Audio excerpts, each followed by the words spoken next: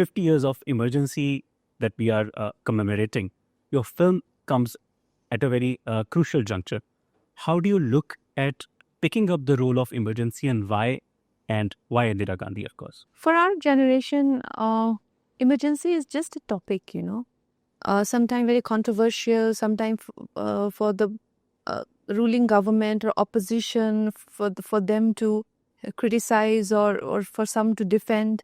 It's all around us, emergency. And because we're born in the 80s and beyond that, we do not understand the implications of it and what was the outcome of it. And there is so much mystery around it. And besides, because until 2014, we mostly had Congress government, and they did a lot to keep it under the carpets, I'd say, and to, these hush-hush talks around it. And Right.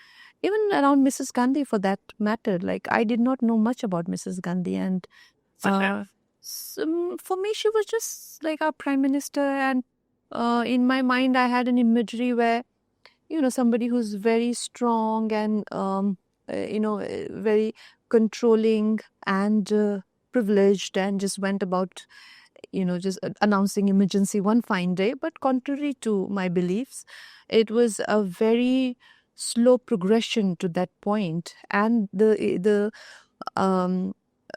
what you call it, the after effect and aftermath was way too much for anybody to deal with. Right. And they're still dealing with it. So I wanted all of it to come out in entirety, and somewhere somebody so important in the history, she also represents that time frame of India, from the 70s. Right.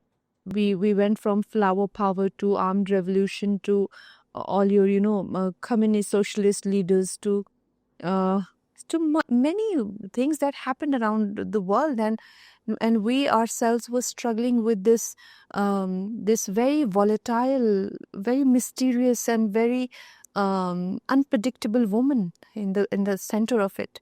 It made for a very cinematic, grand, like a period watch, and I was intrigued by it as a maker.